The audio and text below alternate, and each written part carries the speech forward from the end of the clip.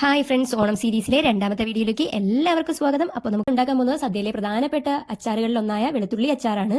അപ്പോൾ അത് ഉണ്ടാക്കാനായിട്ട് നമ്മളിപ്പോൾ 350 ഗ്രാം വെളുത്തുള്ളി തൊലി കളഞ്ഞ് എടുത്ത് വെച്ചിട്ടുണ്ട്.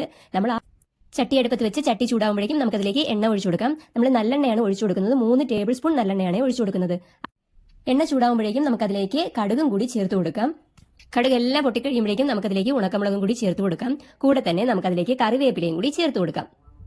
2 ഇഞ്ച് നീളമുള്ള ഇഞ്ചിയും അതുപോലെ തന്നെ 4 പച്ചമുളകും നമ്മൾ ചെറുതായിട്ട് അരിഞ്ഞു വെച്ചിട്ടുണ്ടായിരുന്നു. അപ്പൊ ഈ ഒരു സമയം നമുക്ക് അത് ഇതിലേക്ക് ചേർത്ത് കൊടുത്ത് നല്ലപോലെ വഴറ്റിയെടുക്കാം. നല്ലപോലെ വഴന്ന് കിട്ടിയിട്ടുണ്ട്. ഇത്രയും ആകുമ്പോഴേക്കും നമുക്കിനി ഇതിലേക്ക് വെളുത്തുള്ളി ചേർത്ത് കൊടുക്കാം. വെളുത്തുള്ളിയും കൂടെ ചേർത്തിട്ട് എല്ലാം കൂടെ ചേർത്ത് നമുക്ക് നല്ലപോലെ മിക്സ് ചെയ്ത് കൊടുക്കണം. ഈ ഒരു പരുവാകുമ്പോഴേക്കും നമുക്കിനി അതിലേക്ക് പൊടികൾ ചേർത്ത് കൊടുക്കാം. ആദ്യമേ തന്നെ നമുക്ക് മഞ്ഞൾപ്പൊടി ചേർത്ത് കൊടുക്കാം. 1/2 ടീസ്പൂൺ മഞ്ഞൾപ്പൊടി. നമ്മളിപ്പോൾ 5 ടീസ്പൂൺ കാശ്മീരി മുളക് പൊടിയും 1 ടീസ്പൂൺ സാധാരണ മുളക് പൊടിയും എരിവുള്ള മുളക് പൊടിയുമാണ് ചേർത്ത് കൊടുക്കുന്നത്. അതുപോലെ തന്നെ നമ്മൾ ഇതിന്റെ കൂടെ 1/4 ടീസ്പൂൺ ഉലുവാപ്പൊടിയും 3/4 ടീസ്പൂൺ കായപ്പൊടിയും കൂടി ചേർത്തിട്ടുണ്ടായിരുന്നു.